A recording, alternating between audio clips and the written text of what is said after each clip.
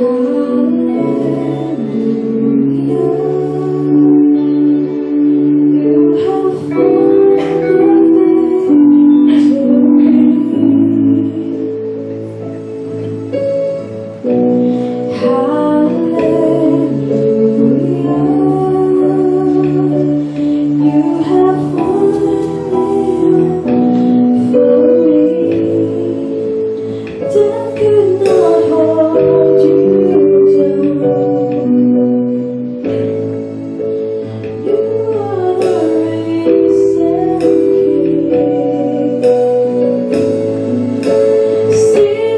in majesty.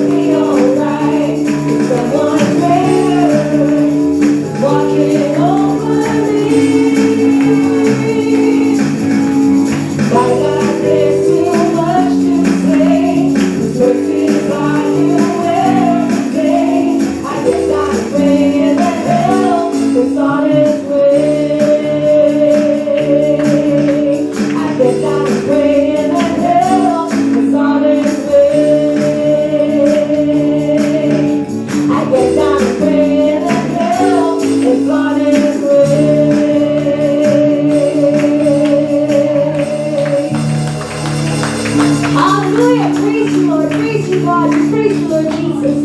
Hallelujah. We keep praising you, Lord God. You are worthy to be praised, Lord God. Nais kong ika'y maranasan, pagkilos mo'y aking inaasahan, pagkat sa'yo ko lang natagpuan ang tunay na kagalakan. Nais kong ika'y maranasan, tibok na puso ko'y ikaw lamang, kaya't ngayon, bukas at kailanman, pagsamba ko'y iaalay. Walang hanggang ikaw pupurihin, walang hanggang sasambahin, buong laman ng puso kong ito ang mamalagi sa'yo.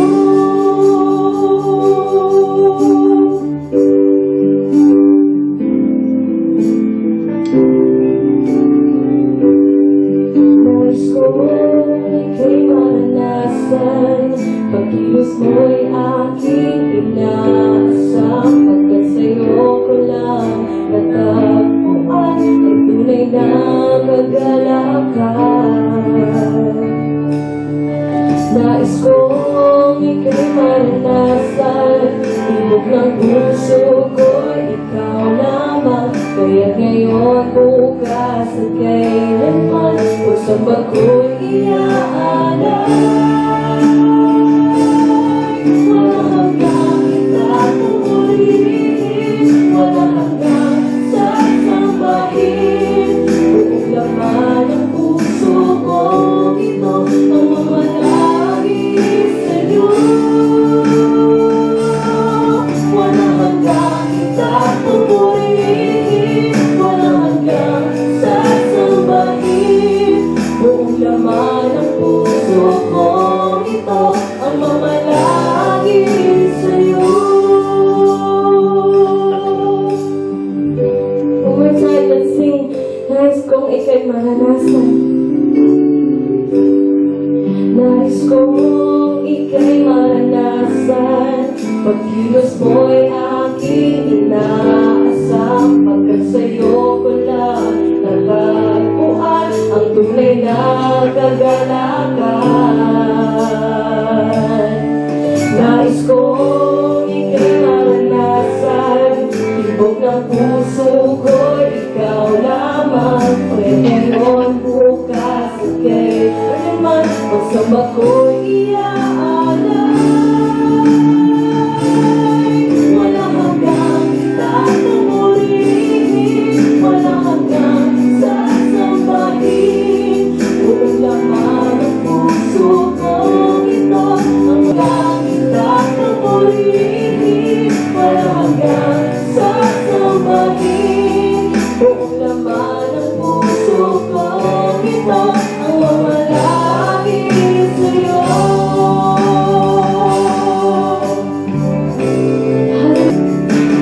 Savior, He can move the mountain.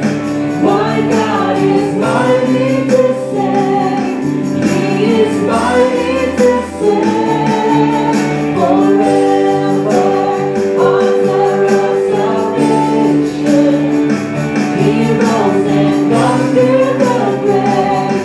Jesus conquered the grave. Take me as you find me. All my fears and failure. Fill my life again. I give my life to God alone. Everything I believe in. Now I surrender. Yes, I surrender.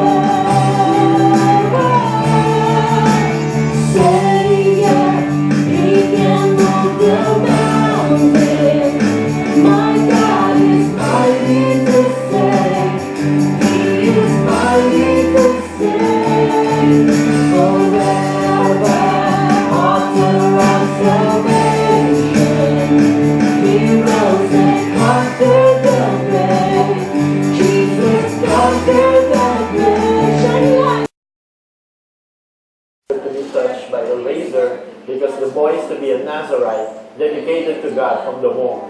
He will take the lead in delivering Israel from the hands of the Philistines. Yan. So ito po yung story ni Samson. Right? We all know this guy, the strong guy, the muscular guy na nobody on earth has become as strong as he was. So wala po makakamatch sa kanya. And what is a Nazarite? Nadaanan po natin yan. Baby pa lang siya, Nazarite na siya. What is a Nazarite? When you're a Nazarite, you are solely dedicated to the Lord. No razor will touch your hair, and you will not touch any unclean thing. So long hair pala, parang rakista ka kapag Nazarite ka. Judges 14:1-2, and I will read. Samson went down to Timnah and saw there a young Philistine woman.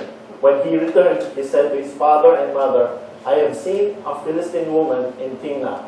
Now get her for me as my wife. Nag-utos pa sa magulang niya, no? Don't you wish we can do that? Gusto ko to. This is gonna be my wife. Sa akin na siya. Or to, tuturo mo lang. Alam po natin, we are a generation of lovers of self. Would you agree with me on that? Naalala ko po nung when camera was invented, di ba, mayroong mga Kodak moments. Si baby, unang walk niya, picture. Right? Unang sabi ni baby, dada, picture. We try to capture the moment para po for family, for memory, for remembrance. Pero ngayon, iba na yung camera.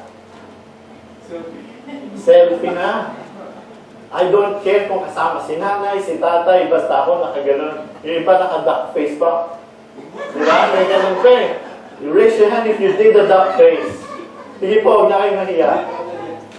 Hindi ako naniniwala. Nakita ko yung mga Facebook ng mga nakaganon kayo para si Angelina Jolie. We have become lovers of ourselves. Whether we accept it or not, whether we believe it or not, I remember we used to live a simple life. Pero po nung na-invento na yung camera, yung baligtad na dati palabas lang siya, right? Pero now, meron na siyang papunta sa harap mo, kaya pwede mo ng picture ng sarili mo, nakain kayo. Remember dati, pray tayo.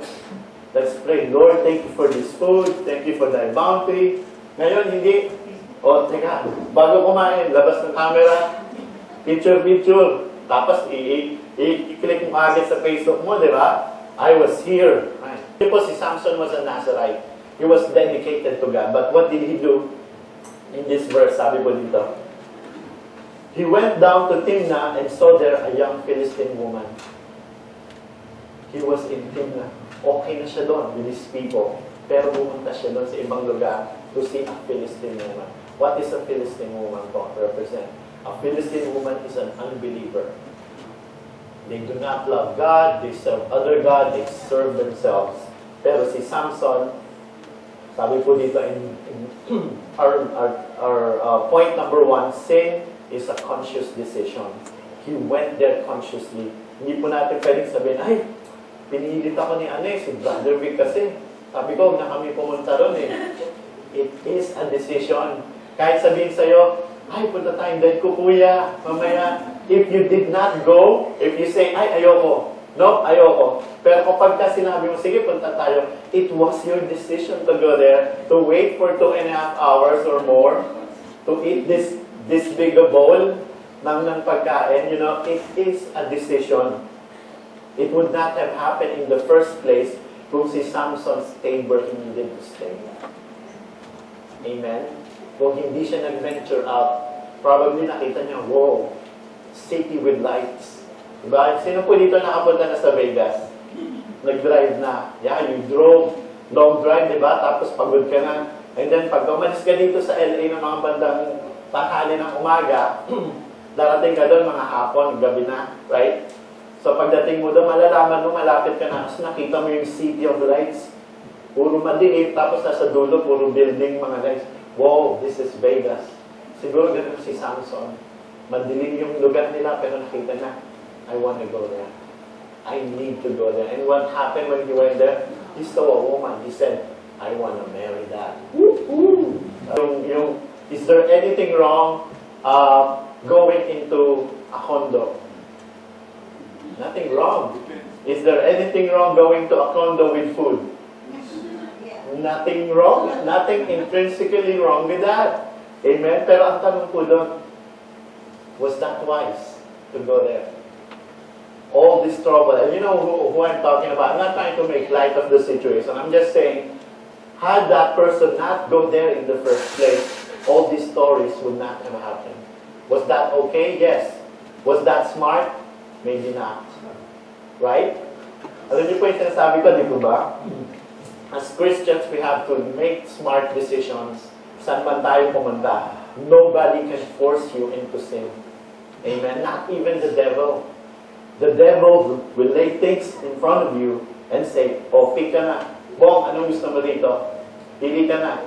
Sige na, buy one, take one to. Buy one, take four kung gusto mo. That's how the enemy works. Hindi ka niya hawakan sa kamay. Money, dito na, madilim dito. He's not gonna do it.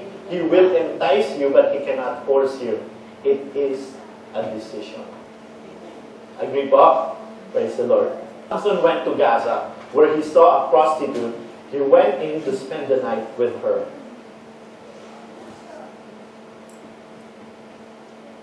So first, he saw this Philistine woman. And then sumunod na step, he went to Gaza. He went farther. Sabi niya, okay na sa akin to, but there must be something better. Farther there. I want to go there. Tingnan niyo po yung next point ko po.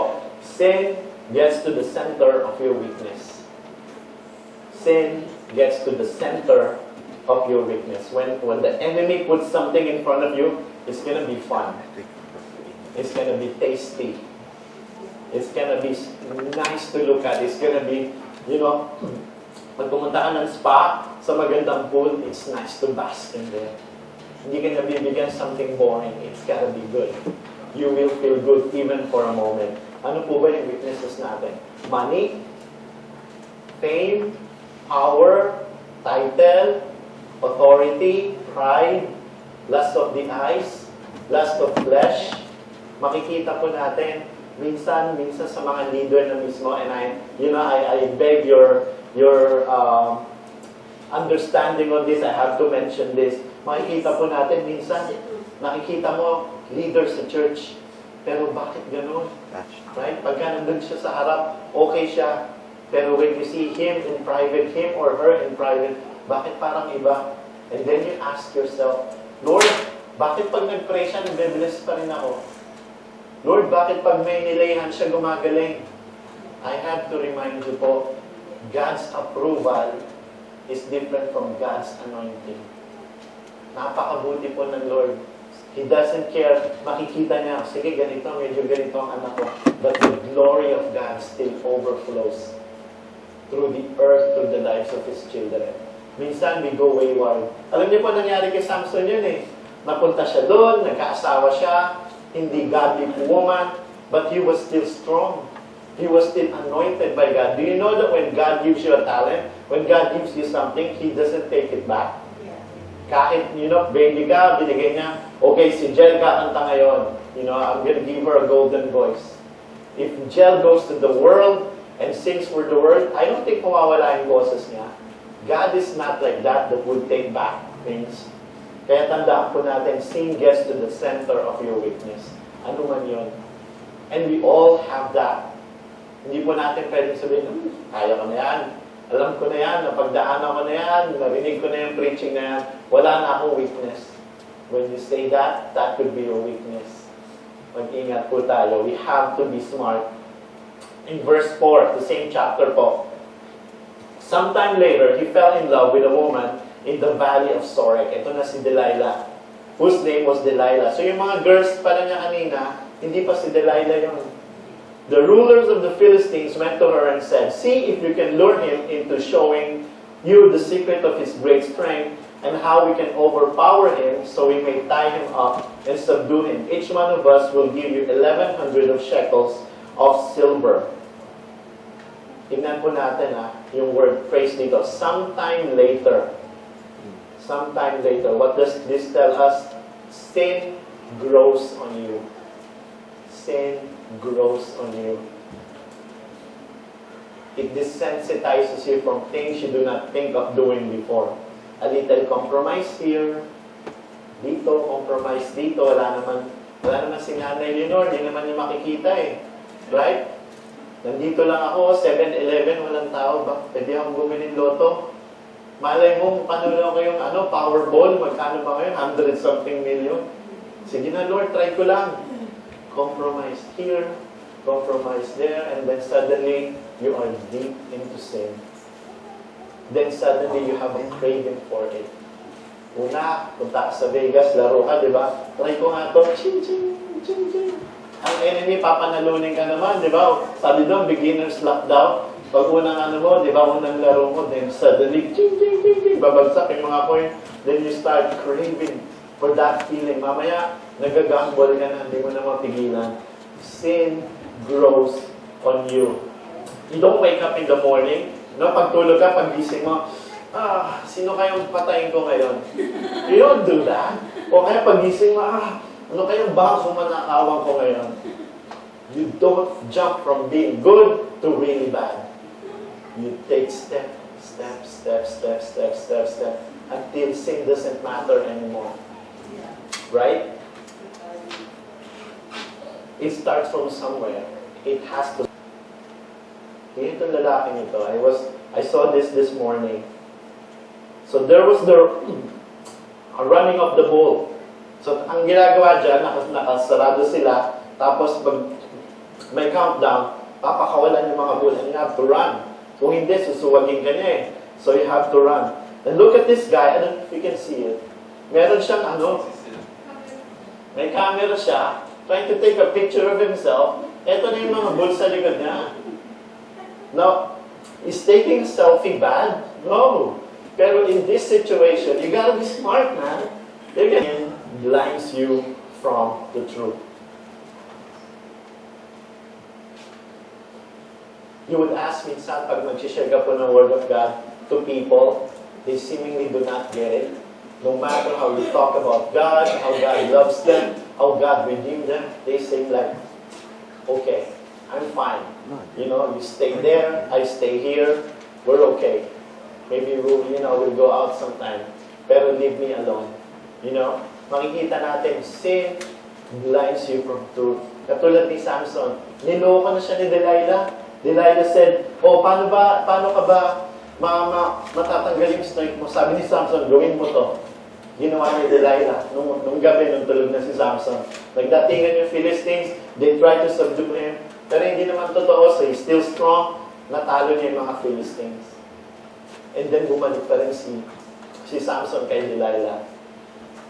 Would you do that? Niloko ka na eh. She was trying to kill you. Bumalik ka pa rin. Right? Nagpunta ka na nung kondo kanina. Babalik ka ulit namin ang gabi. Tenext ka lang. Be careful. Be smart. Right? Kung had left him. And this was Samson. Akala niya ito na yung time na natalo na siya ni Delilah. Nalaman niya na after a couple of tries, nasabi niya na rin yung totoo. Because Delilah was saying, kala ko ba love mo ko? Kala ko ba, you were gonna marry me? Why don't you tell me your secret? Finally, he told his secret, and you know what happened? Sinabi niya sa mga Philistines, and he got subdued. And at the very end, it says that he did not know that the Lord had left him. Again, I would say, approval is different from anointing. Believe it or not, when you pray for the sick and you're doing something wrong, God will still move. Because He's true to His words no matter what. That's a big question mark, lalo na po ng bata ko. Bakit ito? Kilala ko to. Ganito siya, ganun siya. Pero pag nag-pray siya, gumagaling talaga, Lord, you're moving through this person's life. Kasi you cannot contain the goodness of God. God's glory, God's goodness will always flow. And the Word of God says, if you ask, you will receive. If there are 2 or 3 gathered in my name, there I am in the midst of them. God is true to His words no matter what. Pero wag po natin, wag po natin i-confuse yung anointing from approval from God. Brother or sister, you may be, still doing okay in the church, in the ministry, but ask yourself, is God still approving of what I'm doing? Okay pa ba ako sa mata ng Lord? You have to have a check of heart once in a while. tingnan natin. Kasi I was listening to this music earlier as we were driving here. And I hope you can listen to that as well. Maybe one day we can do something together tungkol po dun sa song na yun. It's, ano bang title nun? Worship is more than a song. Because believe it or not, we can sing all we want here. We can do all the light displays, we can jump all we want. Pero worship is more than a song. Worship is inside your heart. Makikita po natin, worship is how you live your life. I could say here, maghapon, Lord, I love you. Lord, I love you. But if my life is not reflecting that, God is saying, huh? Seriously? You know? So I'm not saying, it's up to you. It's between God and you. You know where you stand before God. And I'll go with my point number 5. Sin puts a distance between you and God. Again, I'll go back to that verse. But he did not know that the Lord had left him. All the while, kala ni Samson, okay pa siya. Anointed, Nazarite, God's with me, God's protection is upon me. Sabi dito, sin puts a distance between you and God. Remember, God loves the sinner, but He hates sin. God loves the sinner, but He hates sin. Mahal ka niya, pero ayaw niya pag nagsasabong ka. Mahal ka niya, pero ayaw niya pagka naglalasing ka. Mahal ka niya, pero ayaw niya pagka meron kang tinetext na iba other than your wife or husband. God will not stop loving you, pero sometimes He disapproves of the things that we do. Amen? And I'm gonna go to one of my last verses po. I hope you're getting something po. Praise the Lord. In Psalm 51:11, cast me not away from thy presence, and take not thy Holy Spirit from me. This is a prayer of David. Very important prayer. Alam po niya, he went through different battles, he killed people, he subdued kingdoms, pero ang sabi pa rin niya, Lord, cast me not away from thy presence. Take not your Holy Spirit from me. He knew his victory in life is dependent upon God's presence in his life. Kasi po totoo yan, we can try on our own. We can try on our own. Even in our marriages, even in our family, pwede nating gamitin yung strength natin, diskarte natin. RN naman ako, kaya kong i-provide ang kailangan ng family ko. But if you take God out of the equation, then things start happening. Believe it or not. Alam po ni David to, David is one of the most successful kings on the earth in Israel. Pero sabi pa rin niya dito, Lord, cast me not away from your presence. Alam niya, at any minute, God has that sovereignty, that prerogative to say, David, I'm done with you. I'm not pleased with you anymore. Sorry, I'm putting a distance between you and me. That's what happened to Saul. Remember the king before him that he was serving. Akala ni Saul siya yung king. He was in the place. He has the power, the authority. He did not know, like Samson, that God had already left him. And it is my prayer po sa church natin that we would always seek the presence of God. That no matter what, mamatay yung ilaw, walang mic, walang drums, tayo lang nandito, that we would always seek the presence of God and everything's gonna be okay. Amen? Shall we give God a clap offering po? Praise the Lord.